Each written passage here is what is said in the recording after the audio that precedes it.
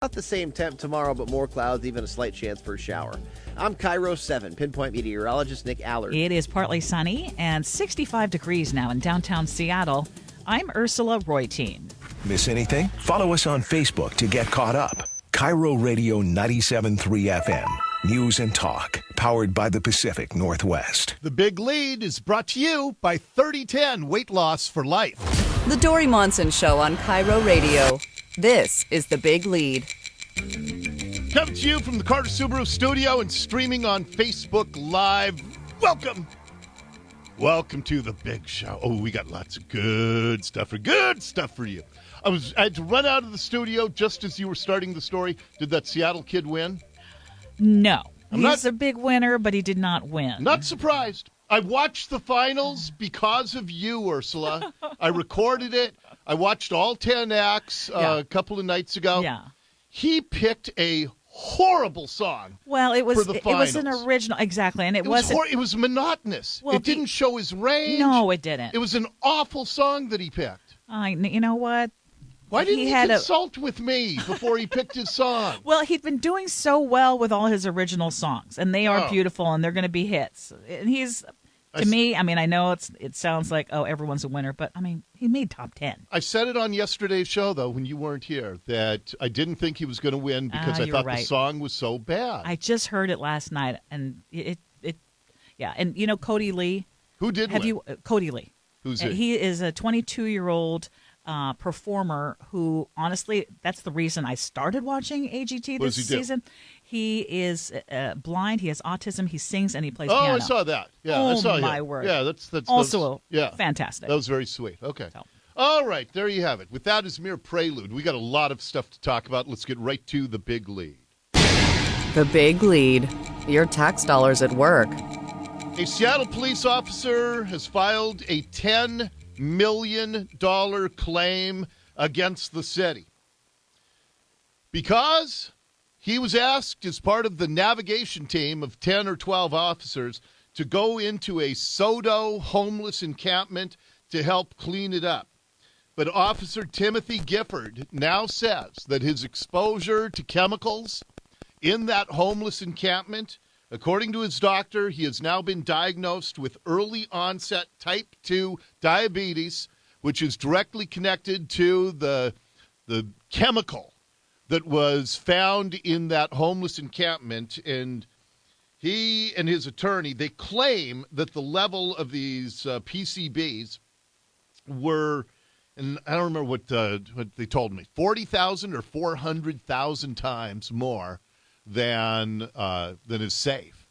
And so this officer has filed a $10 million claim against the city. We're going to talk with the attorney for Officer Timothy Gifford coming up at 12:30 this afternoon. But I will tell you, as I talked to his attorney this morning off the air, they think they have a slam dunk case against the city, which means for you and me, it is yet another cost of these homeless encampments that our police officers who put their lives on the line for us every single day, the men and women who serve, they get sent into this Calcutta-like conditions that we have all around the region, and they claim in this lawsuit that they are contracting horrible conditions because of this.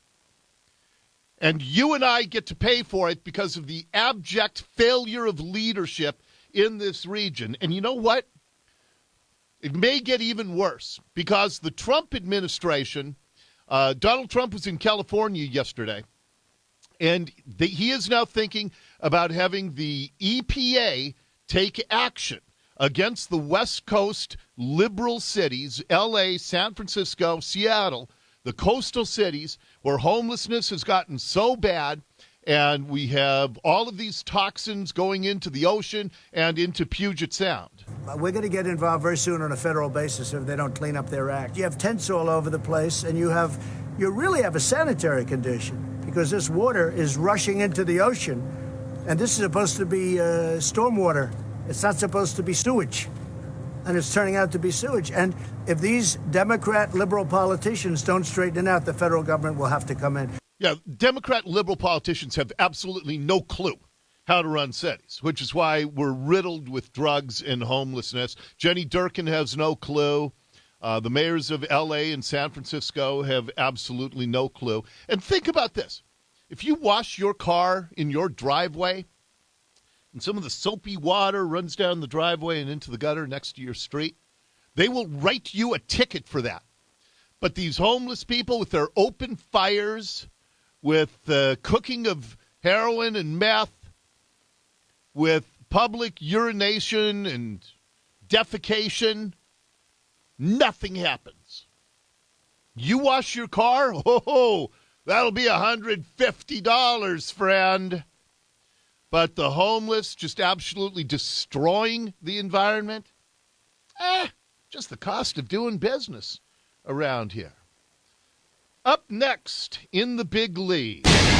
The Big Lead, Dori Monson Show exclusive. This is an exclusive. It is based on a listener tip, and I think you will find this as infuriating as I do. Imagine if the KKK, if David Duke, a KKK kingpin, imagine if he went to a local high school. Let me pick one at random. Let's say Yelm. I love the people down in Yelm.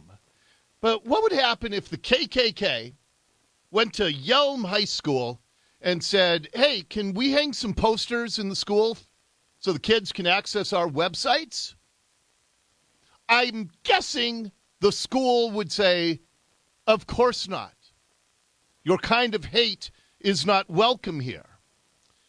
But when a radical leftist group goes to Yelm High School and says, can we hang some posters? Oh, is it leftist? Yeah. Oh, yeah, sure. Yeah, you can.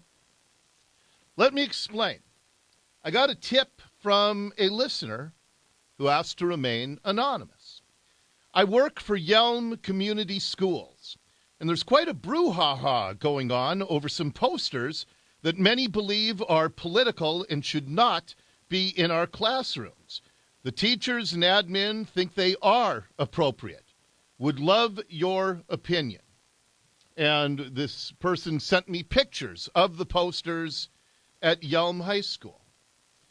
And on this montage of posters, there's some very good organizations. Everything I know of Oxfam America is that it's a really good philanthropic group. That's one of the posters.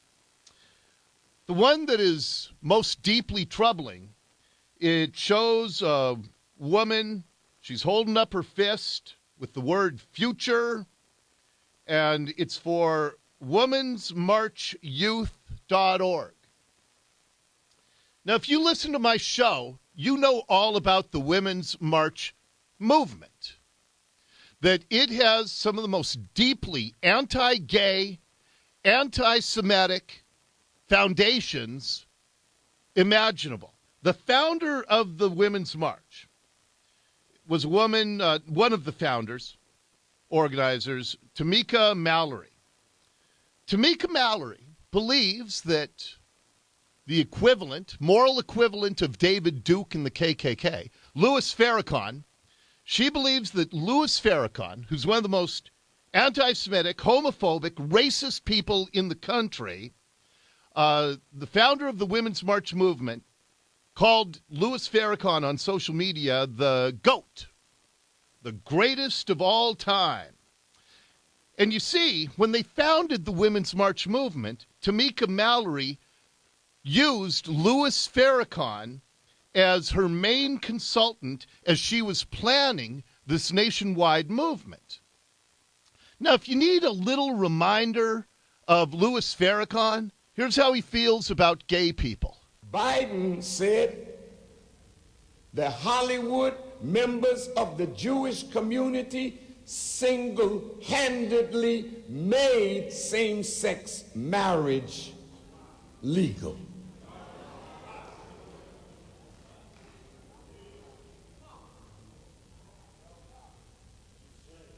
Now, to the Jewish community, if you're here How are you going to tell me you have a covenant relationship with God? Now listen, I'm going to challenge you on this. And you God's chosen people. And you promote something that God rejects. You've lost your covenant status. You are not the chosen of God. You are the chosen of Satan. Huh. So Louis Farrakhan, who consulted with the Women's March movement as they founded, and now they have a poster hanging in Yelm High School. How does Farrakhan feel about the Jews? The satanic Jews that control everything and mostly everybody. You are not the chosen of God. Okay, you've already heard that. Okay, so that's Louis Farrakhan, one of the most anti-gay, anti-Semitic people in the country. He consulted with Tamika Mallory to found the Women's March movement, and now the Women's March Youth.org has a poster hanging at Yelm High School. Does that make any sense to anybody? In fact, several of the founding members of the Women's March movement in the last 7 days have resigned because of that foundational anti-Semitism, anti-gay bias in the movement. They're trying to remake their image. But any group that has Louis Farrakhan as part of its founding, could the KKK remake its image and get placed at Yelm High School, I ask? We contacted the superintendent of the Yelm schools. We told him we had these pictures of the posters at the school. He simply, and we invited them to come on the show. He simply responded, "I want to acknowledge that your contact to Yelm School was received. We are aware of concerns raised about the posters referenced. The district has made no direction, as your email stated. The principal of the school is working with teachers and staff over the concerns. Our district lens in this matter is one of equity." Really? Women's March movement? Equity? Founded on hating gays? Founded on hating Jews? That's about equity. Okay.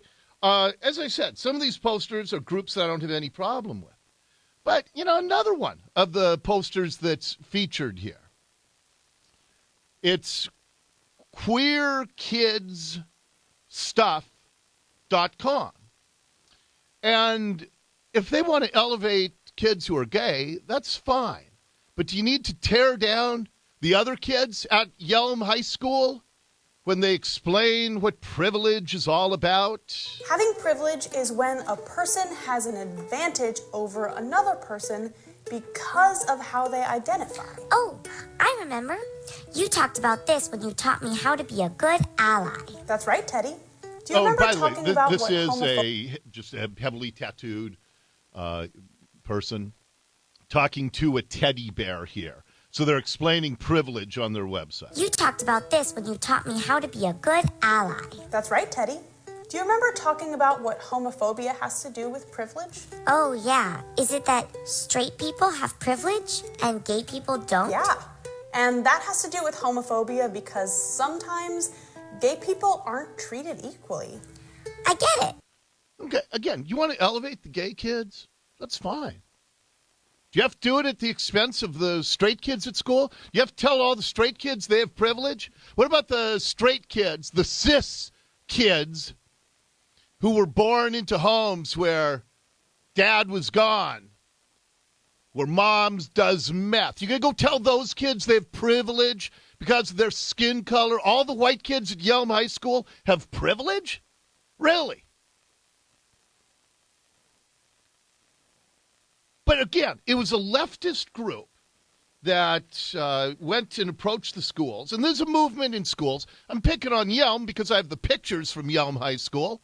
and because a staffer there contacted me.